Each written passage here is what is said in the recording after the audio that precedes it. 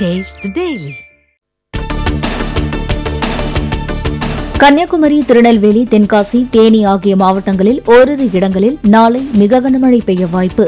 வானிலை ஆய்வு மையம் அறிக்கை. கோயம்புத்தூர், திருப்பூர், நீலகிரி, திண்டுக்கல், மதுரை, விருதுநகர், தூத்துக்குடி ஆகிய மாவட்டங்களில் ஓரிரு இடங்களில் நாளை கனமழை பெய்ய வாய்ப்பு. வானிலை ஆய்வு மையம் தகவல். தென்மேற்கு வங்கக்கடல் பகுதிகளின் மேல் ஒரு வளிமண்டல கீழடுக்கு சுழற்சி நிலவுவதால் நாளை காற்றழுத்த தாழ்வு பகுதி உருவாகக்கூடும். இது வடகிழக்கு திசையில் நகர்ந்து 24ஆம் தேதி காலை காற்றழுத்த தாழ்வு மண்டலமாக மத்திய வங்கக்கடல் பகுதிகளில் நிலவக்கூடும் என வானிலை மையம் தகவல். சென்னை பெருநகர் மற்றும் புறநகர் பகுதிகளில் இன்றும் நாளையும் ஓரிரு இடங்களில் மழை பெய்ய வாய்ப்பு.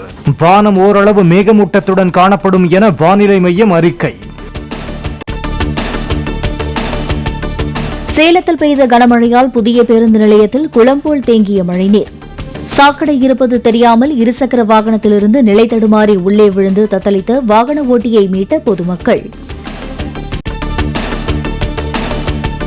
வாக்குக்காக தமிழ்நாட்டையும் தமிழர்களையும் அவதூறு செய்வதை பிரதமர் நரேந்திர மோடி நிறுத்திக் கொள்ள வேண்டும் என முதலமைச்சர் மு.க.ஸ்டாலின் வலியுறுத்தல். தமிழ்நாட்டு மக்களை நேர்மையற்றவர்கள் என்று கூறுவது தமிழ்நாட்டை அவமதிப்பது அல்லவா என்றும் கண்டனம்.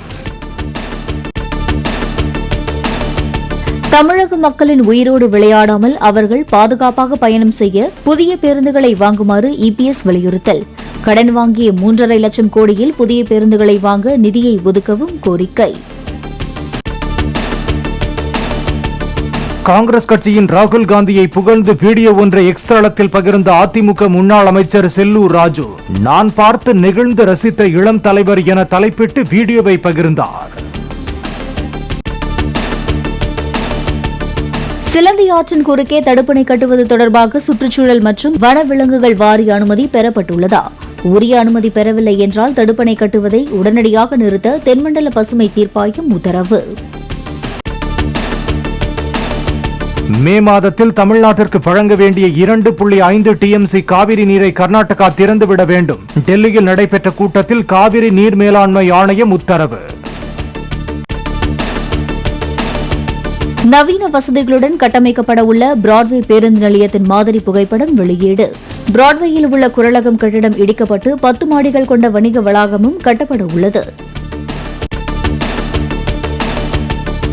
கனமழையால் சேலம் நாமக்கல் தேசிய நெடுஞ்சாலையில் தண்ணீர் தேங்கி கடும் போக்குவரத்து நெரிசல். சுமார் 2 கிலோமீட்டர் தூரத்துக்கு வாகனங்கள் அணிவகுத்து நின்றதால் வாகன ஓட்டிகள் அவதி. பெங்களூரு ராமேஸ்வரம் கஃபே குண்டுவெடிப்பு தொடர்பாக கோவையில் என்ஐஏ அதிகாரிகள் சோதனை.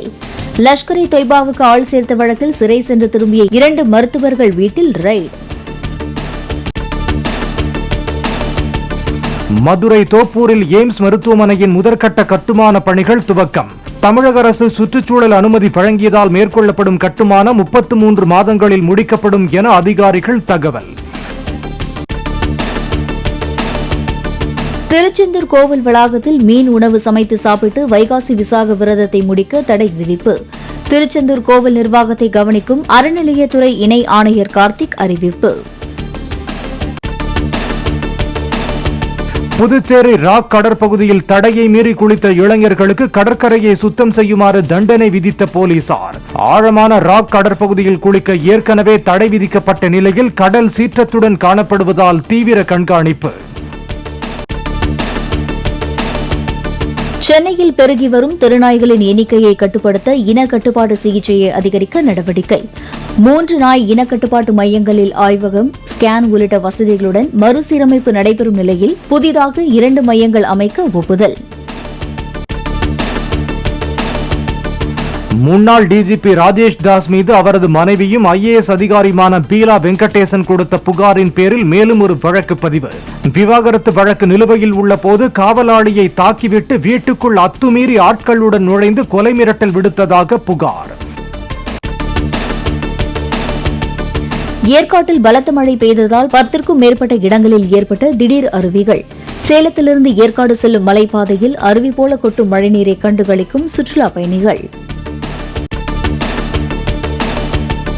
தமது மனைவிக்கு பிறக்கவிருக்கும் குழந்தையின் பாலினத்தை துபாய் மருத்துவமனையில் அறிந்து கொண்டு வெளியே சொன்ன யூடியூபர் இர்ஃபான் விசாரணை நடத்தி நடவடிக்கை எடுக்க சுகாதாரத்துறை மூவர் குழு அமைத்த நிலையில் சர்ச்சை வீடியோவை நீக்கினார் இர்ஃபான்.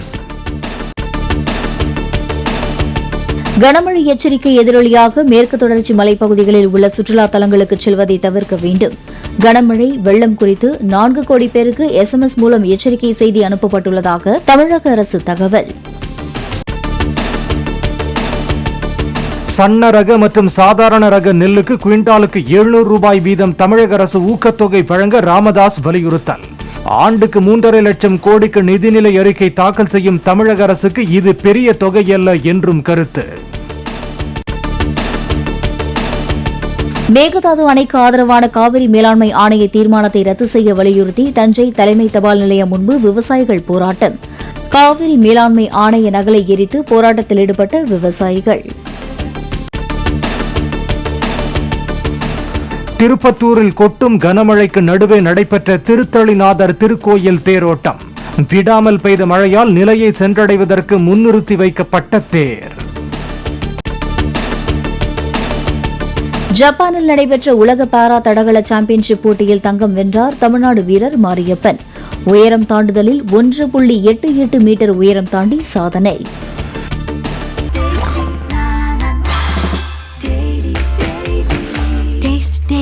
Taste the Daily.